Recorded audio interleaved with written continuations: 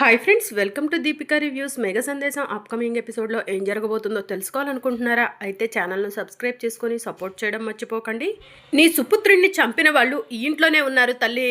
వాళ్ళను నీకు చూపించి నీ గృహం నుంచి ఒక్క రూపాయి కూడా తీసుకోకుండా వెళ్తాను అని స్వామీజీ గెటప్లో ఉన్న కృష్ణప్రసాద్ చెప్తూ ఉంటాడు. ఈ ఇంట్లో వాళ్ళు నా కొడుకు చెర్రీని చంపేశారా అని చెప్పి మీరా అడుగుతూ ఉంటుంది. అవును తల్లి, ఈ ఇంట్లో వాళ్ళే నీ కొడుకు చెర్రీని చంపేశారు అని చెప్పి కృష్ణప్రసాద్ గెటప్లో ఉన్న స్వామీజీ చెప్తూ ఉంటాడు. ఎవరు వాళ్ళు అని శరత్ చంద్ర అడుగుతూ ఉంటాడు. కాసేపు వేచి చూడండి, వాళ్ళు ఎవరో మీకే తెలుస్తారు అని స్వామీజీ చెప్తూ ఉంటే అందరూ కూడా షాకింగ్గా చూస్తూ ఉంటారు. ఇక అపూర్వ టెన్షన్ పడుతూ, బావా ఇతను దొంగ స్వామీజీ బావా, అందుకే ఇలా చేస్తున్నాడు. మన చెర్రీని మన ఇంట్లో ఎవరు చంపుతారు బావా? మన చెర్రీపై ఇంట్లో వాళ్ళకు ఎవరికంత కోపం ఉంది బావా అని చెప్పి అపూర్వ అడుగుతూ ఉంటుంది.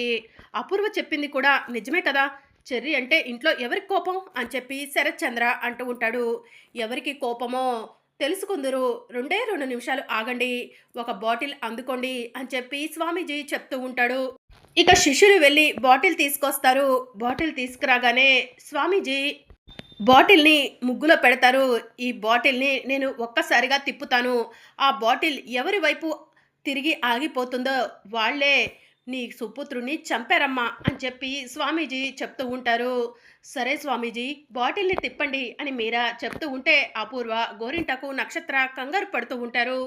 ఇక స్వామీజీ బాటిల్ని ఒక్కసారి తిప్పటంతో బాటిల్ గిరగిర తిరుగుతూ అది అపూర్వ వైపు చూపిస్తూ ఉంటుంది.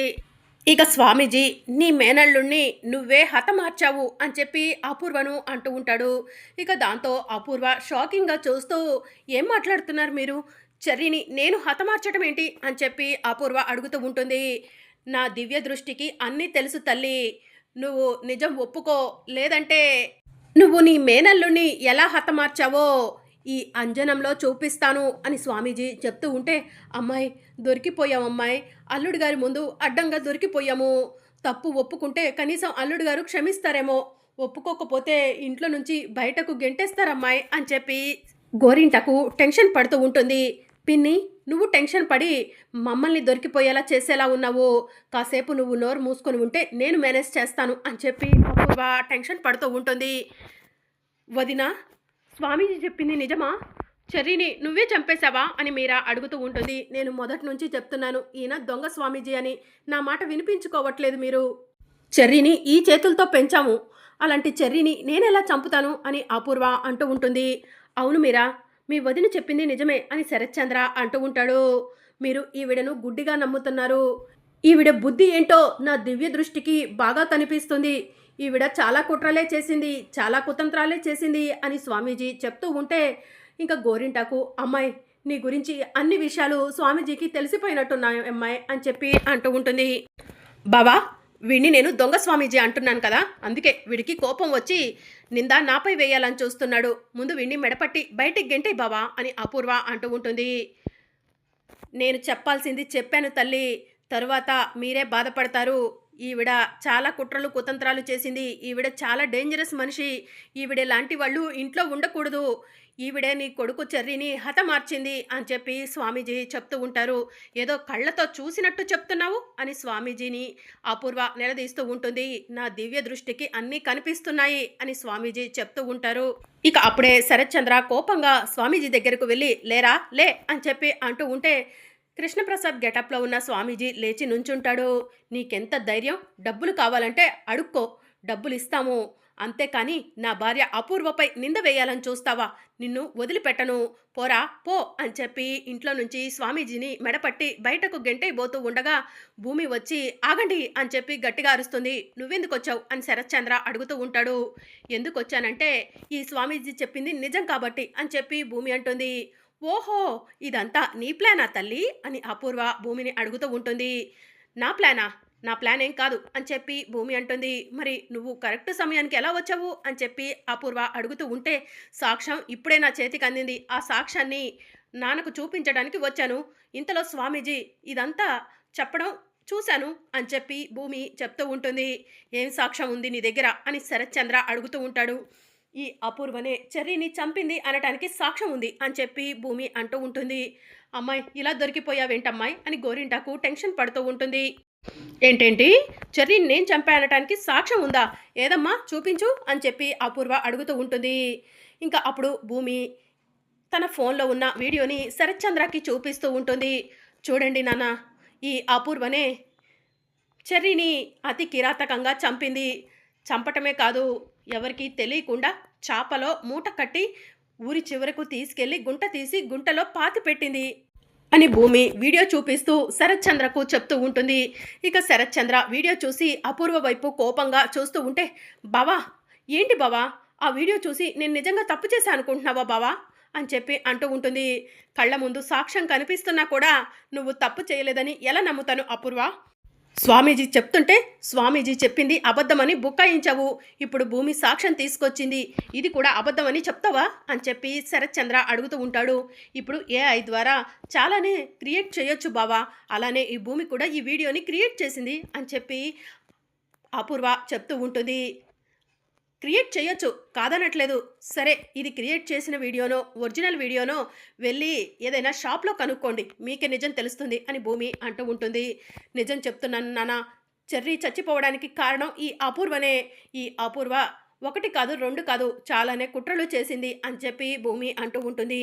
నిన్ను ఎంతగానో నమ్మాను, నువ్వు ఇంత మోసం చేస్తావనుకోలేదు అపూర్వ అని శరత్చంద్ర అంటూ ఉంటాడు. బావా ఏంటి బావా, వాళ్ళేదో చెప్తే నువ్వు అదే నిజం అనుకుంటున్నావు అని అపూర్వ అంటూ ఉంటుంది. ఇంకా మాట్లాడొద్దు అపూర్వ, నువ్వు తప్పు చేశావు, తప్పు చేశానని ఒప్పుకో, క్షమిస్తాను అని చెప్పి శరత్చంద్ర అంటూ ఉంటాడు. లేదు బావా, నేను ఏ తప్పు చేయలేదు బావా అని అపూర్వ ఏడుస్తూ ఉంటుంది.